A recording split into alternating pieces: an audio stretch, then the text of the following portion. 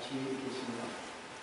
항상 여러분의 마지막의 삶이 이러한 곳에서 가기를 원합니다.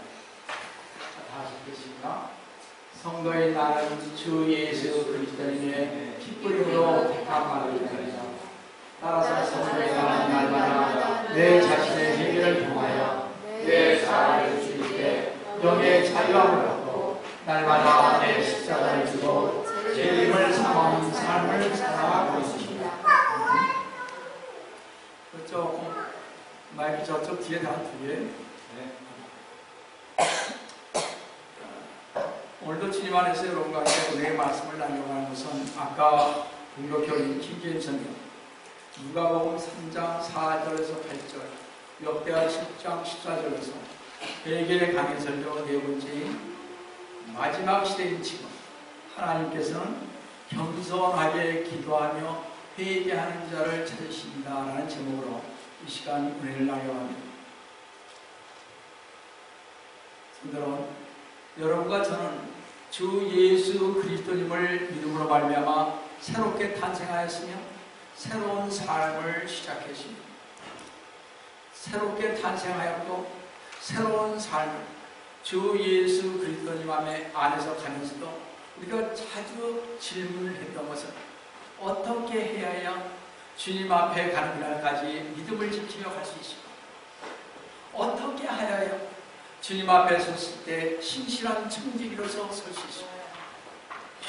그런데 진실되고 성실하게 충성된 삶을 살고자 하는데 왜 자꾸 죄를 범하려는 충동을 느끼며 신앙생활을 하느냐 하는 것입니다. 주 예수 그리스도님을 믿고 거듭나 또 성령 충만함을 받았는데도 마음속에 올라오는 충동과 유혹이 없어지지 않는가 하는 것입니다. 왜 그럴까? 사도 바울은 갈라디아서 5장 17절에서 정확하게 답을 주고 있습니다. 육신은 성령을 거슬러 욕심을 부리며 성령은 육신을 거슬리나니 이들은 서로 반목하여 너희가 하고자 하는 것을 하지 못하게 합니다. 회개하고 거듭난 성도일지라도 죄에 대한 충동과 유혹에게 죄를 짓는다는 것입니다. 왜냐하면 육신은 성령을 거슬러 욕심을 부리기 때문이라는 것입니다. 성도 여러분, 주 예수 그리스도님께서 재림하셔서 영화로운 몸을 주실 때까지 성도들은 유혹으로 인해 육신으로부터 올라오는 이기적인 악한 충동과 싸우고 있는 것입니다. 우리가 선을 하고자 할 때 무엇이 악이 먼저 온다는 것입니다. 자꾸 막아요. 못하게 막는 것입니다. 그래서 사도 바울도 날마다 죽노라고 말하지 않았습니다. 자, 그럼 어떻게 해야 유혹과 충동으로 인해 육신의 죄를 죽이고 승리할 수 있겠습니까? 사도 바울은 로마서 6장 6절에서 이런 해답을 내어놓았습니다.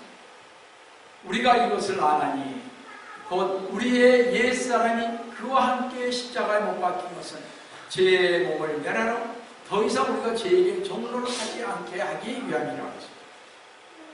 옛사람은 우리가 주 예수 그리스도님과 함께 십자가에 못 박혀야만 더 이상 우리가 죄에게 종노릇하지 않고 승리를 할 수가 있다고 했습니다. 로마서에 보시면요, 6장에 이렇게 보시면 죽은 자인 우리가 죄로부터 자유롭게 되고 6장 7절에 죽은 자인 우리가 예수 그리스도님과 함께 사는 일은 로마서 6장 8절에 말해주십니다. 죽은 자인 우리가 다시 일으켜지고 사망이 더 이상 주관하지 못하는 것은 로마서 6장 9절에 말씀했습니다. 우리의 죄를 이기는 옛사람이 십자가에 못 박히는 것밖에 없다고 말씀하고 있습니다. 그래서 아까 베드로서에서 우리 얘기한 대로 우리는 핏부림으로 택함을 받은 자들입니다. 제가 밖에 나가서 핏부림에 관해서 정말 당신은 핏부림을 받았느냐? 목사님 대답하는 사람이 없습니다. 뭔지도 몰라요. 핏부림이 뭔지. 왜냐? 자기가 신앙생활을 종교적으로 했기 때문에 무엇인지는 모르는 거예요. 핏부림이 뭔지. 넘어갑시다.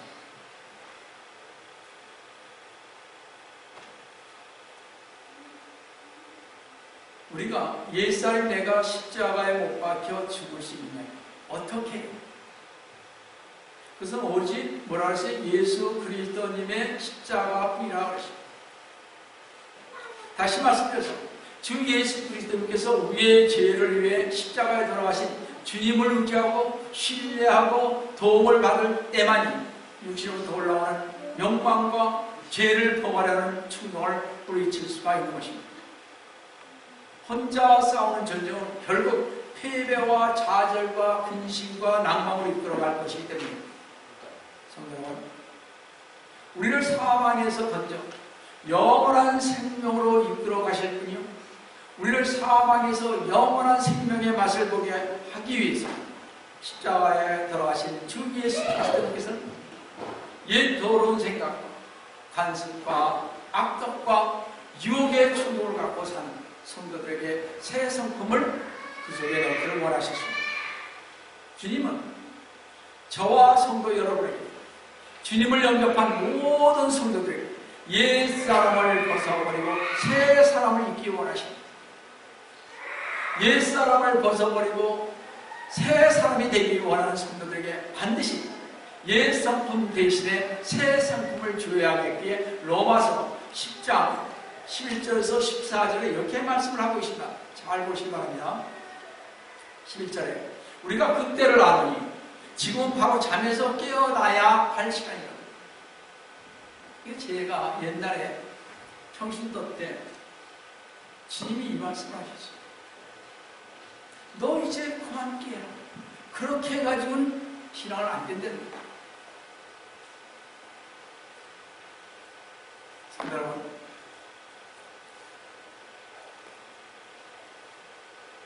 여기에서 우리는요, 크리스찬인 성도들을 말합니다. 그렇게 사도 바울은 성도들에게 잠에서 깨어나라고 하신다. 이 세상 사람들이 아니에요. 성도는 지금은 마지막으로 가고 있는 때입니다. 이제 은혜의 시대가 끝나고 새 시대가 열리는 시기이기에 지금은 바로 잠에서 깨어 일어나야 할 시간이에요. 그렇게 이런 지금이 우리가 믿었던 때보다 우리의 구원이 더 가까워졌음이라고 한 것입니다. 제가 이번에 우리 교인들에게 어떤 분이 자, 경제공황이 오는데 다음은 뭐가 와야 목사님 말씀대로 지금 되어가고 있는데 거기에 대한 답을 여러분에게 드리면서 보낸 적이 있습니다. 주님이 저한테 그러십니다. 지금 시기가 다니엘처럼 지식이 얼마나 왕성한지 모릅니다. 지금요, 5G 시대가 됐습니다. 5G. 이제는요, 여러분 알다시피 이렇게 시내에 불구린이 이런 데서 자동차 손 안 잡고 가는 것처럼 시험용 하죠. 4G이기 때문에 잘 안 되는 거예요. 급작이 딱 섰을 때 못 쓰는 거예요. 그래서 저번에 하나 사람이 죽었지 않습니까? 5G는 되는 거예요. 주님이 제일 7G가 되면 나 온다. 여러분 밖에서 뭐 그런 얘기 안 하시면 좋을 것 같고요. 5G에서 7G로 갑니다. 7G가 가면요, 여러분 요한계시록 13장에 있는 말씀이 이루어집니다. 적그리스도예요. 적그리스도가요, 조종만 하면 돼요. 세계 각곳에 7G만 되면요, 세계 각곳에 여러분 AI 있죠. 그렇죠? 인간 로봇 이렇게 만들고 막 요즘 난리잖아요. 우리나라도 그걸 개척해야 됩니다. 거기에서 세계 각국에 어떻게 우상들이 불을 통한다고 그러잖아요. 그래서 죽인다고 그러잖아요. 바로 앞에서. 어떻게 그럴까? 할 수 있습니다. 7G가 됩니다. 이들이 AI로 다니면서 똑같은 적그리스도의 형상을 만들었어요. 우상을 만들어 여기 절해라. 절 안 하면 그 자리에서 불 나와서 죽이게끔 돼 있습니다.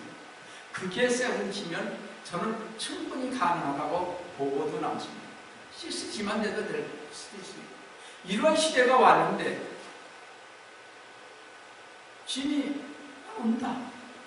왜 준비를 안 해요? 모르겠습니다. 다른 교회에서는 뭐 세븐지 어쩌고저쩌고 모르겠습니다. 반드시 요한계시록 13장에 적그리스도가 나와서 죽인다고 했습니다. 무상순단을 어떻게 할까? 세계 각곳에 그것이 다 서 있었을 텐데 세계 각곳을 다니는 사람 지금 그렇게 돼가지 않습니다. 우리가 어떤 시대에 살고 있느냐 여기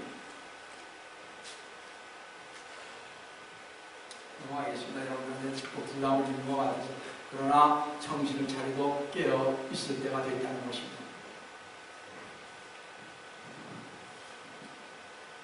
이제 주님의 제일인데요. 대환란의 때이기에 잠에서 깨어나야 하시는 것입니다. 저는 에스겔 선지자가 말한 에스겔서요. 한번 잘 보세요. 7장 5절에서 7절 같은 지금은 급박한 시대라는 것을 지난 2019년 바로 얼마 안 됐습니다. 5월 23일 밤에 기도 시간에 저기 오는 게 이것입니다. 46절인데요. 5절부터 보겠습니다. 주님이 이같이 말하노라. 보라 재앙만이 임하였도다. 주님이 뭐라? 끝이 왔도다. 끝이 왔어. 끝이 너를 찾나니 보라. 끝이 날 찾는다. 제가 이 말씀을 받고서 저에게 여기 앉아 끝이 왔도다. 그 끝이 왔도다. 끝이 너를 찾나니 보라. 끝이 왔도다. 오, 그 땅에 거하는 자여, 그 아침이 내게 왔도다. 그때가 왔도다. 고난의 날이 가까웠습니다. 이 말씀을 가지고 기도하는데요. 왜 벼랑한 약 30년 전에 일어났던 일이 떠올려서 주님께서 환상 중에 제가 이렇게 강대상에서요. 환상 중에 30년 전 얘기인데 30년 전인데 정확하게 강대상에서 설교를 하고 있는데 많은 사람들이요. 국수만 먹고 그냥 걸어가는 거예요. 국수만 이렇게 볼에 국수만 이렇게 먹고서 걸어가는 거예요. 한 사람. 그래서 제가 뭐라 그러냐면 그때 강대상에서 환상에서 국수만 먹지 마세요.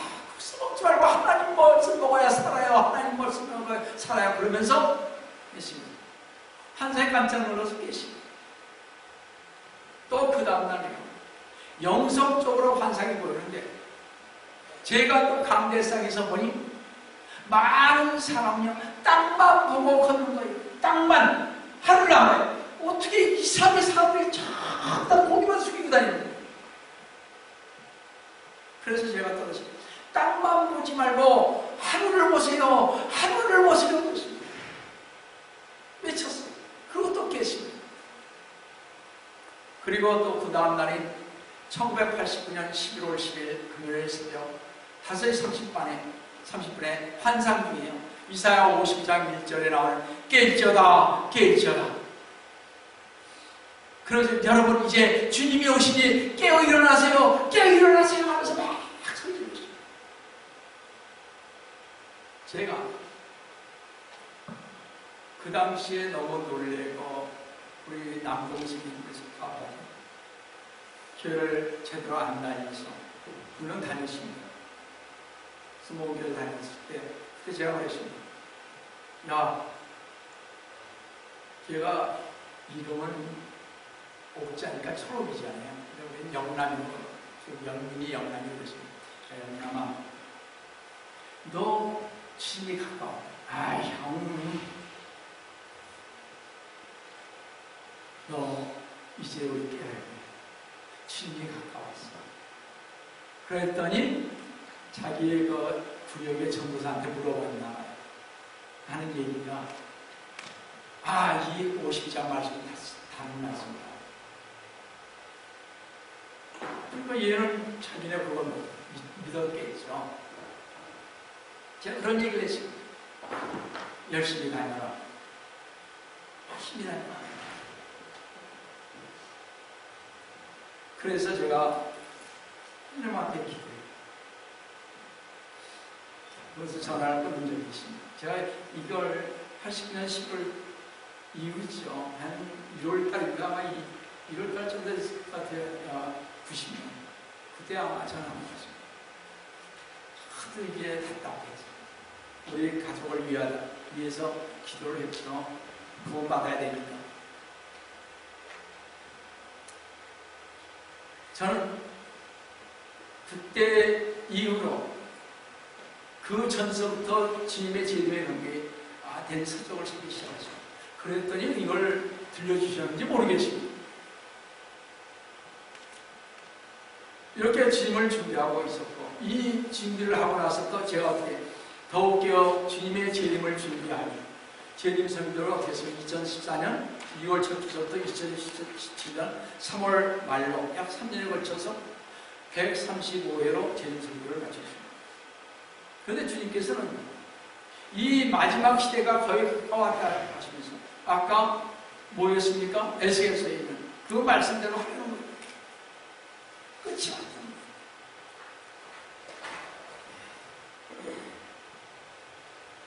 그러면서 이제 정신을 차리고 일어날 때라고 하십니다. 그때 밤에 교회에서요, 2019년 5월 23일 기도하면서 주님 그럼 끝이 왔도다 끝이 왔도다 하시는데 그 끝이 언제?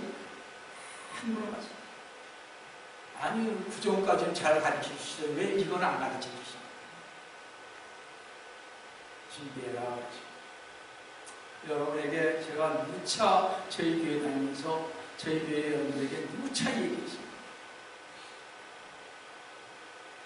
성도 여러분, 성 어거스틴이 방랑 생활하다가 로마서 13장 11절에서 14절의 말씀을 붙잡고 주님에게 온전한 삶을 맡겼듯이 호랑방탕한 그가, 술주정뱅이인 그가, 난잡했던 어거스틴이 이 말씀으로 일어나서 깨어일어나 주님의 재림을 준비했다는 사실입니다. 이 어거스틴이 깨어일어났다는 거예요. 그래서 우리도 이제 깨어일어나 주님의 재림을 준비해야 할 것입니다. 로마서 13장 12절 보세요. 밤이 많이 지났고 낯이 가까웠다. 날이 가까워. 그러므로 어둠의 행위를 벗어버리고 빛에 가봤습니다. 교회 시대의 종말이 가까웠고 주님의 재림의 때가 가까운 때에 밤이 지나고 해가 뜰 때가 되었다는 것입니다. 따라서 재림을 기다리는 모든 성도들은 로마서 13장 14절에서 14절 같이 살아야 한다는 것입니다. 다 같이 13절 14절에서 보시면 13장 낮에와 같이 단정히 행하고 흥청거리거나 술 취하지 말고 다투거나 시기하지 말고 오직 주 예수 그리스도로 오니 정욕을 채우려고 육신을 위해 계획하지 말고 재림을 소망에 기다리는 우리 성도들 오직 주 예수 그리스도로 옷 입어서 어떻게든 죄에서 연루되지 않도록 해야 하죠. 근데 제가 지난주에 분명히 말씀드렸습니다. 제가 받은 걸 그대로 어떻게 해야 하는지 꼭 그렇게 하세요. 그러나 이 세상을 살면서 죄를 지을 수밖에 없고 유혹의 정욕을 갖지 않을 수밖에 없기에 오늘도 주님께서는 우리 모든 성도들이 회개해야만 한다고 회개해야만 거룩하신 하나님을 볼 수 있다고 말씀하고 계십니다. 여러분 하나님 뵙기 원하십니까? 거룩해야 합니다. 성도 여러분, 그래서 회개한 길을 찾는 것보다 더 귀한 길은 없는 것입니다. 항상 우리는 우리 자신이 회개하지 않고 있는 것이 얼마나 무서운 일인가를 먼저 인식해야 할 것입니다. 나가보세요. 회개 누가 얘기를 할 텐데 얼마나 얘기를 들었습니까? 여러분이 성경을 읽어보시면 알겠지만 선지자들, 사도들은 한결같이 회개를 외쳤습니다. 따라서 만약 저에게만 성도로서 이 세상을 살아가면서 꼭 한 가지만 말하라고 하면 뭘 말할까? 깨어 회개하라고 말합니다. 다른 말 안 합니다. 그래서 지금의 교회에서 가장 시급한 것은요, 뭐 단기 선교를 가고, 뭐 금식 기도를 하고, 제자 훈련, 영적 훈련, 내적 어떤 프로그램을 강조하기보다는요, 깨어 회개하여 주 예수 그리스도의 재림을 바라보아야 한다고 강하게 해야 합니다. 그거에 없습니다. 여러분, 아까 말씀드린 AI 여러분 잘 보시기 바랍니다. 어떻게 변합니까? 여러분들 회개는 우리가 주님 앞에 가는 날까지 해야 하는 것입니다. 성경은 회개는 지금 이 시대의 명령이요 마지막 때의 요구입니다. 왜 회개가 지금 시대의 명령인지 아세요? 침례 요한은요 예수님의 길을 예비하는 자들에게 회개하라고 외쳤습니다. 주 예수 그리스도님께서 오시는데 주님을 맞아들이는 데에 있어서 오직 한 길만 있는데 그 길은 회개의 길이라고 말했습니다. 지금 이제 주님 오실 거 아니에요. 그러니까 여러분이나 저나 회개의 길뿐이 없다는 거예요. 침례 요한처럼. 침례 요한은요 주 예수 그리스도님께서 공생의 전에 마태복음 3장 2절에서 뭐라 했어요? 너희는 회개하라 천국이 가까우니라고 강야에서 외쳤습니다. 침례 요한을 회개하라고 외치면서 누가복음 3장 3절에 보시면 그가 침례 요한이요 요단강 주변에 있는 온 지방에 가서 죄들을 사함받는 것으로 인하여 회개의 침례를 전파하는 것입니다. 그 당시 침례 요한은 모든 사람들이 하나님에게 죄들을 사함받기 위하여 회개하라고 외쳤던 것입니다. 그리고 누가복음 3장 4절 6절에서 침례 요한은 요단 유대 백성들에게 말하기를 주의 길을 예비하고, 이거 잘 들으셔야 합니다. 여러분도 꼭 저를 따라하는 것은 아닙니다. 정말 잘 들어보시기 바랍니다. 주의 길을 예비하고 그의 길들을 곱게 하라. 골짜기마다 메워지고 산과 언덕마다 낮아지며 굵은 것들이 곧아지고 험한 길들이 평탄해지고 모든 육체가 하나님의 구원을 보리라 외쳤습니다.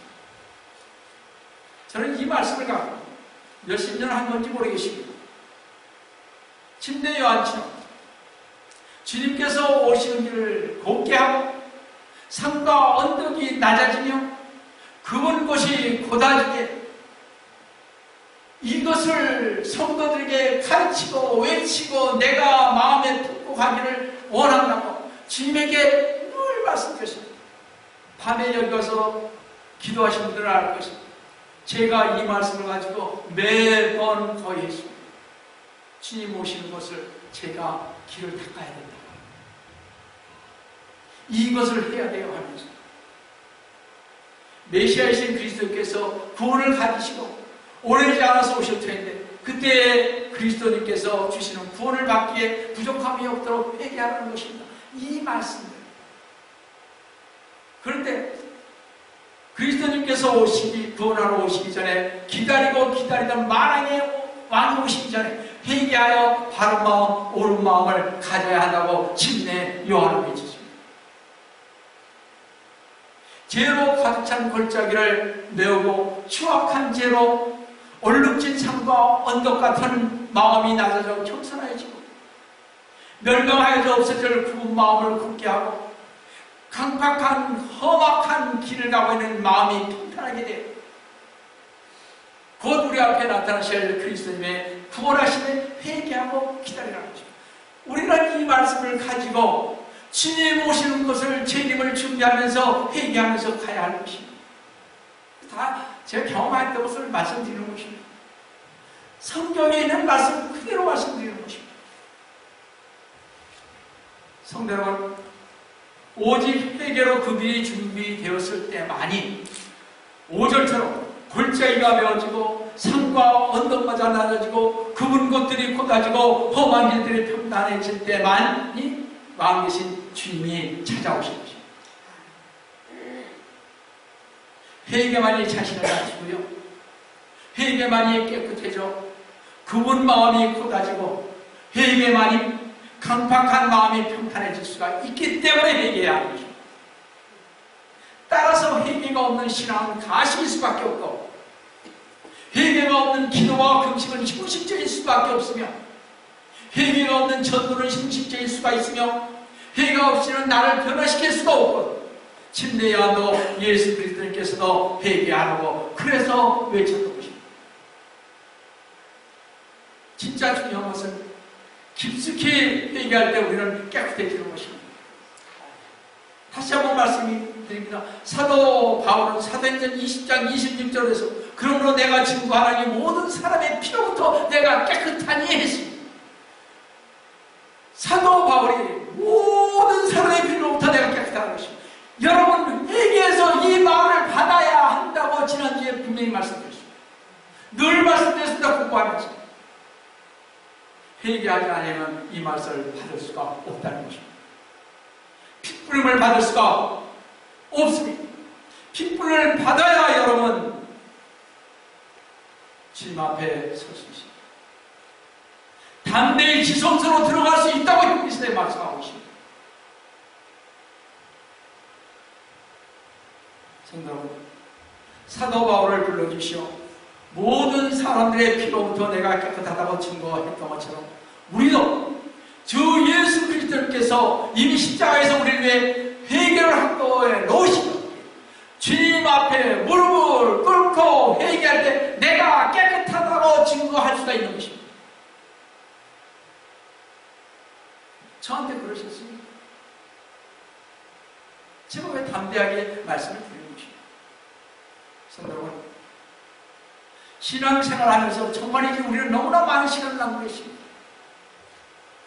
지금의 마지막 때인 줄도 알면서도 우리의 신앙은 탐욕과 교만으로 가득 차 있게 내 자신이 어디로 가는지도 알지 못하고 교회에 일주일에 한 번 나가서 경배 보는 것이 최고입니다.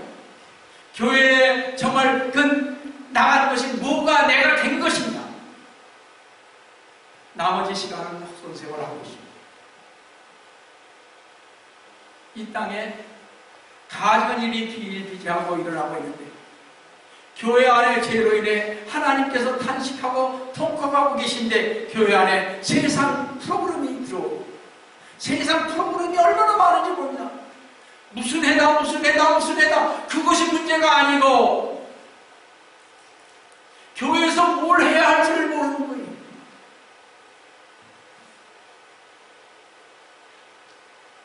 마태복음 7장 17절 말씀처럼 우리가 너희를 향해 피를 불어도 너희가 춤추지 아니하며 우리가 너희를 향해 통하여도 너희가 통곡하지 아니하여도 나와 하였습니다. 이 말씀 붙들고 문적이 한두 번이 아닙니다. 하나님 앞에서 피를 불며 춤추고 기뻐해야 하는데 애통할 자리에도 통곡하지 않은 외식된 자들처럼 교회가 지금 변질되어 가고 있습니다. 하나님은 변질되어 가고 있는 교회에 탄식하고 통곡하고 있습니다. 오늘도 지금 그렇게 하고 있습니다. 여러분들 얘기하세요.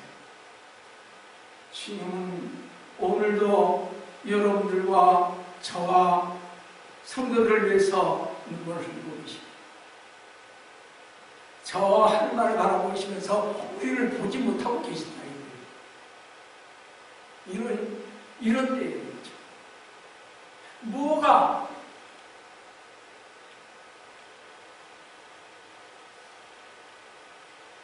하나님은 말씀하시기를 어리석고 외식한 자들로 가득 찼다 하고 있어요. 그래서 하나님께서는 죄로 인해 탄식하고 통곡하는 자를 찾고 계십니다. 스스로 겸손하고 기도하며 하나님의 얼굴을 찾는 자를 찾고 계십니다. 이 말씀 꼭 가지고 가세요. 역대하 7장 14절. 지금서도 하는 얘기들 모두가 사실 제가 기도하면서 주님 앞에 매달렸던 기도들입니다. 한번 보시기 바랍니다. 역대하 7장 14절에서 보시듯 내 이름으로 불리는 내 백성이 겸손하여지고 기도하며 내 얼굴을 찾고 그들의 악한 길에서 돌이키면 내가 하늘에서 듣고 그들의 죄를 용서하며 그들의 땅을 치유하며 국가의 어려움을 회복하기 위해서 지도자들이 일을 잘 수행하기 위해서는 하나님의 지식을 전파하고 이 땅 위에 하나님의 일을 수행하면서 죄악의 피로 그 죄악의 파도를 막는 방파제의 역할을 하기 위해서 가장 효과적인 일을 하는 사람은 교회의 지도자입니다. 바로 여러분입니다. 여러분들이 나가서 해야 할 것이 있습니다. 청지기로서 해야 할 것이 있습니다. 하나님은요, 교회 지도자들을 붙이셔서 일을 맡기시고 그 지도자들을 축복해 주십니다. 나는 평신도 여러분은 바로 청지기로 부름을 받았고 제사장으로 부름을 받았습니다. 성도 여러분, 진실로 가정의 부흥과 교회의 부흥과 나라의 부흥을 원하십니다. 교회의 지도자들과 성도들이 병들어 있을 때 신앙의 위기, 가정의 위기, 교회의 위기, 나라의 위기가 온다는 것입니다. 성도들이 진리를 하지 않을 때 말입니다. 성도는 이 위기를 극복하는 일은 교회의 지도자로서, 교회의 성도로서 오직 스스로 겸손하여지고 기도하며 하나님의 얼굴을 찾고 악한 길에서 돌아서는 회개하는 길밖에 없다고 말씀하고 있습니다. 역대하 7장 14절 말씀은 세상 사람들에게 한 말씀이 아니라 하나님을 믿고 따르는 성도들에게 한 말씀입니다. 여러분, 하나님께서는 성도들의 그 개인적, 가정적, 교회적, 국가적으로 하나님의 심판을 면하고 영적 부흥을 진실로 원한다면 네 가지 의무를 지켜야 한다고 말씀하고 있습니다. 영적 부흥이 된다고 그러니까 여러분들 많은 생각에 교회가 수백 명이 모이고 수천 명이 모여야 영적 부흥이 되는 것이 아닌 것입니다. 하나님 앞에서 그 사람이 정말 하나님이 찾는 사람이 있었느냐, 얼마나 있었느냐가 문제죠. 전혀 다른 관계입니다. 잘 들어보세요. 영적 부흥의 첫 번째 의무는 내 이름으로 불리는 내 백성이 겸손해져야 한다는 것입니다. 겸손해져야 한다는 말은 우리 자신을 죄악되고 아무 쓸모 없습니다. 하나님 앞에서 비참한 존재라는 사실을 인정하고 겸손하게 엎드려 우리의 얼굴을 땅에 대라고 하시는 것입니다. 제가 한 분을 책을 통해서 봤습니다. 한 여자분입니다.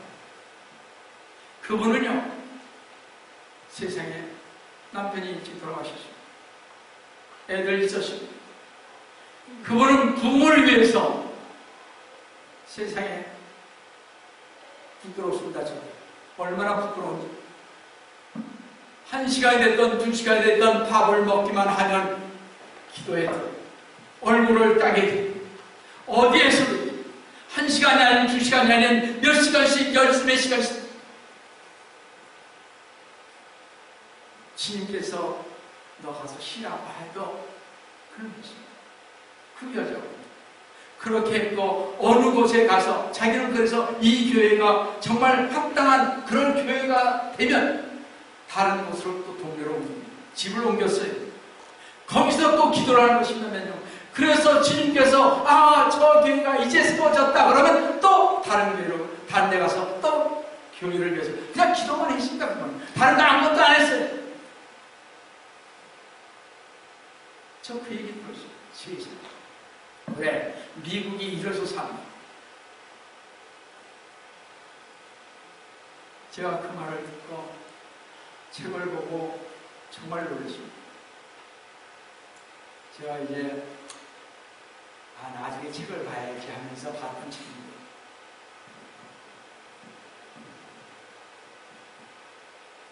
겸손이란 자기를 낮추면서 다른 사람을 존경하고 사랑하는 마음으로 스스로 낮춘 것입니다. 우리는 겸손을 주 예수 그리스도님으로부터 배워야 할 것입니다. 마태복음 11장 20절에서 나는 마음이 온유하고 겸손하니 내 모면을 메고 나에게서 배우라. 그래야만 너희가 나의 혼의 힘을 얻으라 했듯이 주님께서는 십자가에서 죽으시기 전날 저녁에 수건을 하루에 두르신 다 12사람 한 사람 한 사람을 발시켜 주셨죠. 주 예수 그리스도님께서 마태복음 24장 12절에서 누구든지 자신을 높이는 자는 낮아질 것이요 자신을 낮추는 자는 높아질 것이요.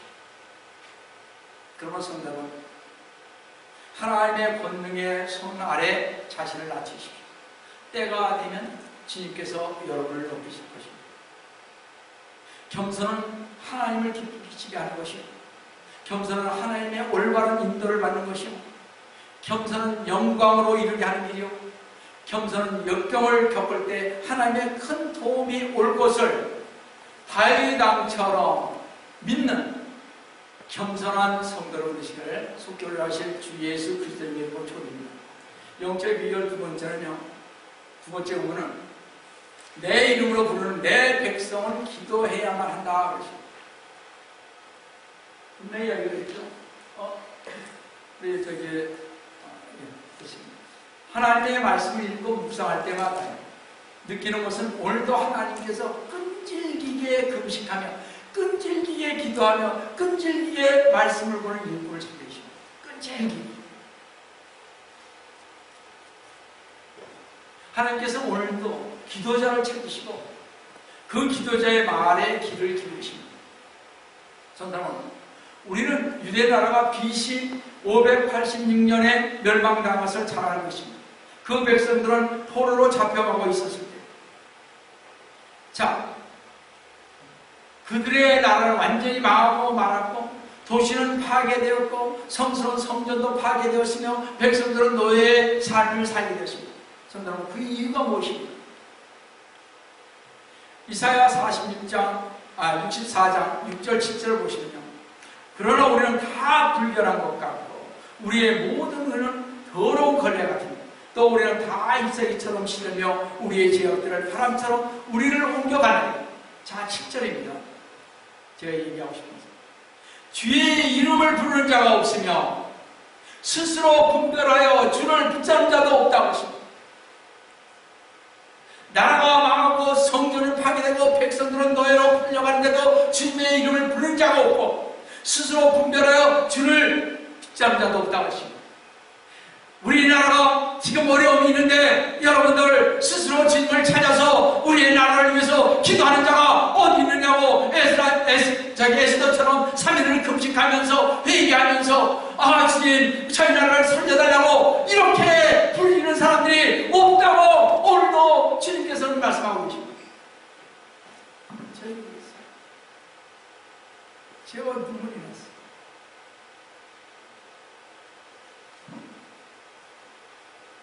그뿐만 아니라 에스겔서 22장 30절은 잘 들으세요. 내가 그들 가운데 한 사람을 찾으려고 했으니 그 사람은 장벽을 쌓아 그 땅을 위하여 내 앞에서 갈라진 틈에 서서 나로 그 성을 멸하지 못하게 할 사람. 그러나 나는 아무도 찾지 못했다고 했습니다. 이 유대 민족에 임하는 파괴를 막는 사람이 아무도 없다는 것입니다. 그 재앙이 임할 소돔과 고모르상을 위해 하나님께 기도한 아브라함처럼 에루살렘의 멸망과 재앙을 막기 위한 축복기도를 드리는 사람이 없다는 것입니다. 나라를 위해서 기도하는 사람이 없다고 했습니다. 자기 자신을 위해서는 엄청나게 기도를 하고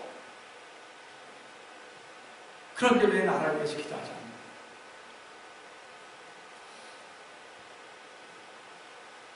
성경은 오늘도 하나님께서는 이 땅에 임할 재앙과 이 도시 샌프란시스코와 교회를 위해 강구하며 남을 위해 중보 기도하는 기도자를 찾으시고 계신다고 말씀합니다.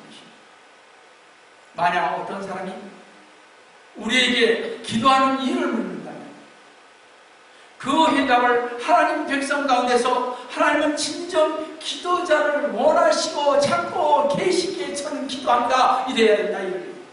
하나님이 기도하는 자를 찾고 계시기에 저는 기도합니다. 성도는 분명히 우리가 명심할 것은요. 기도는 영을 구원하는 생명의 땅의 문을 여는 능력이 있게 오늘도 그 땅을 위하여 내 앞에서 갈라진 틈에 서서 성읍을 멸하지 못하게 할 한 사람이 열렬히 울부짖고 기도하는 성도를 찾고 계신다고 하십니다. 제가 무릎을 꿇고 기도하려고 했는데 이 왼쪽 다리가 기도를 못하겠어요. 꿇지를 못하겠더라고요. 아파서. 기도했죠. 저 무릎을 꿇을 수 있게 해달라. 어떻게 다리를 펴서 내가 기도할 수 있습니까? 주님아, 여러분들, 주님이 얼마나 그런지 저희 우리 성도님들 수없이 들으시며 수없이 여러분 저와 같이 신앙생활이십니다.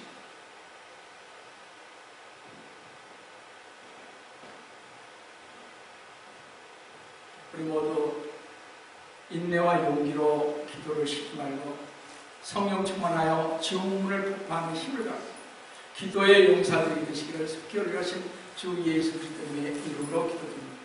좀 길지만 좀 보겠습니다.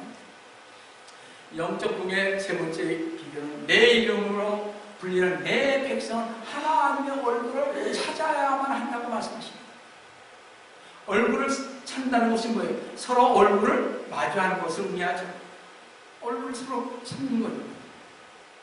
우리가 친밀한 사람과 얼굴을 맞대고 이야기하듯이 하나님과 친밀한 관계를 유지하라는 뜻입니다.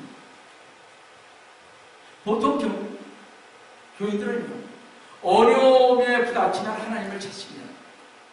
건강이 좋을 때, 가족들이 모두 평안할 때, 나라가 태평할 때는 하나님을 잊어버립니다. 삶으로부터 오는 모든 행복이 어렵고 힘들 때만 하나님을 찾습니다. 우리가 믿음의 사람이라면 하나님의 얼굴을 찾는 마음, 하나님의 자비와 사랑과 은혜를 간절히 기다리는 마음으로 하나님께 돌아가야 합니다. 다리오 왕 외에 당신에게 경배하면 사자굴에 던져 넣도록 하는 왕의 조서에 어이 찍힌 것을 알고도 자기 방에 들어가 하나님께 하루에 3번씩 기도하며 하나님의 자비하심을 찾으십니다. 저도 이렇게는 못합니다. 그러나 마음이 그렇거든요. 우리의 마음이 어디로 가야 하느냐. 자, 자기는 그렇게 기도했더니 그 결과로 어떻게 다니엘은 사자굴에 집어던져졌습니다. 고난이 시련에 하나님과 자기 생각을 갈라놓을 수 없다는 확고한 신앙심을 볼 수가 있습니다. 하나님은요, 고난과 시련이 와도 하나님과 나를 갈라놓을 수 없다는 것을 아시고 기도해야 합니다. 그것을 인내하면서 가야 합니다. 그렇지 않습니까? 하나님은 우리의 이러한 신앙심을 우리들에게서 찾기를 원하십니다. 성도는 진정 주님으로부터 응답받기를 원하십니다. 환난 중에도 시련 중에도 어떤 환경 속에서도 모든 어려움을 힘차게 극복하시고 하나님의 얼굴을 찾으시고 속히 어려가신 주 예수 그리스도님의 이름으로 축원합니다. 마지막으로 영적 본문의 마지막으로는요, 내 이름으로 불리는 내 백성은 악한 길에서 돌이키라 그러십니다. 악한 길에서 돌이켜 회개하라는 것입니다. 우리 모두는 죄와 허물이 없는 세상에서 살고 싶어합니다. 정말 죄와 허물로 인해 불의와 불화와 불평등이 끊이지 않고 일어나며 우리 이웃들과의 사이도 크고 작은 담이 쌓이고 단절되기도 합니다. 형제간에도 잔절이 있습니다. 어려움이 있습니다. 정말 부모와 자식 간에도 얼마나 어려움이 많이 있는지 알 수 없습니다. 담이 있습니다.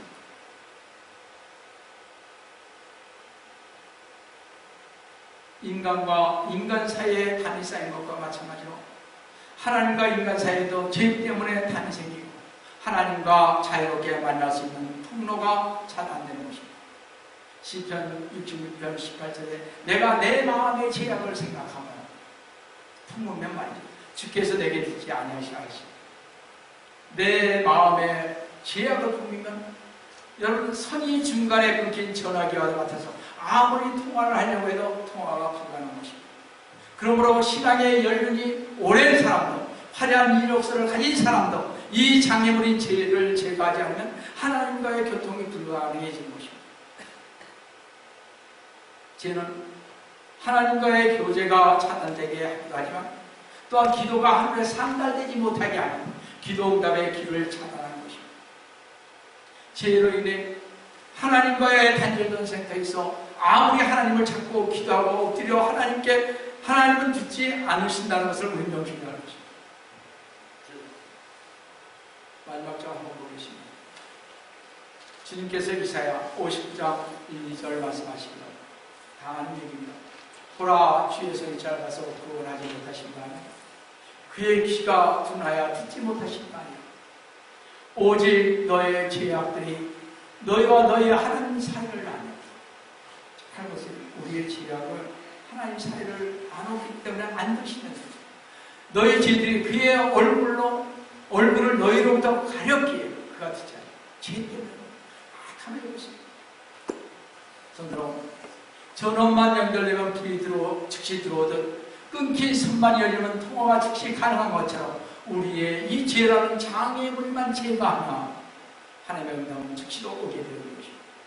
그러므로 하나님의 은혜를 차단한 죄를 철저하게 어떻게 회개하는 길밖에 없습니다. 그런데 성도는 오해하지 마시기 바랍니다. 회개는 자신의 잘못을 하나님께 눈 감아 주실 것을 바라면서 하는 것은 아닙니다. 잘 들으세요. 내가 회개했기 때문에 이 죄를 눈 감아준다. 이 세상에 살 동안에 잘 가게 한다. 그런 것은 아닙니다. 어떤 사람은 그렇게 할 수도 있습니다. 진정한 회개는요, 하나님의 그 죄에 대한 심판을 감수하면서 자신의 변화된 삶을 살아갈 때만이 진정한 회개입니다.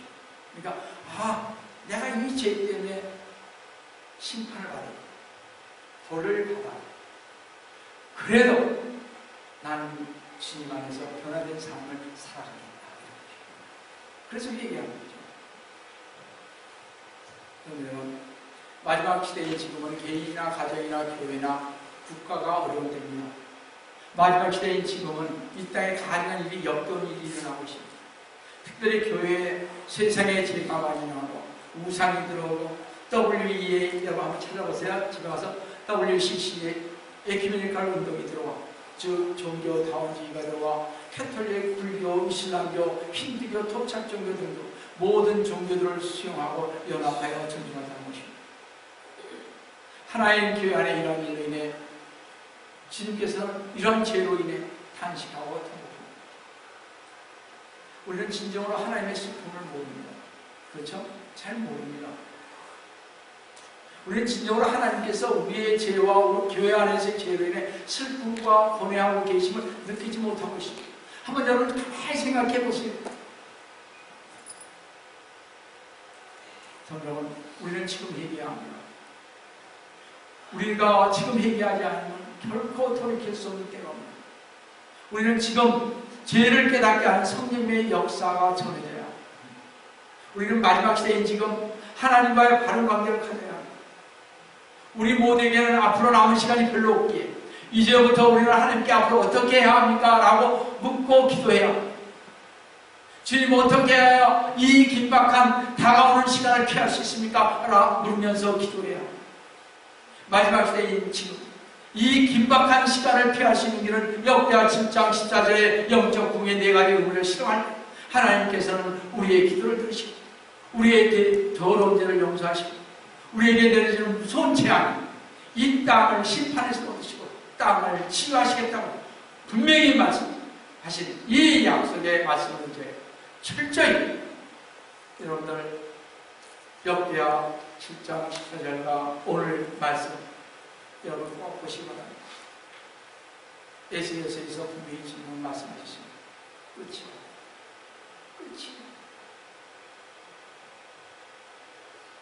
정말 끝이요.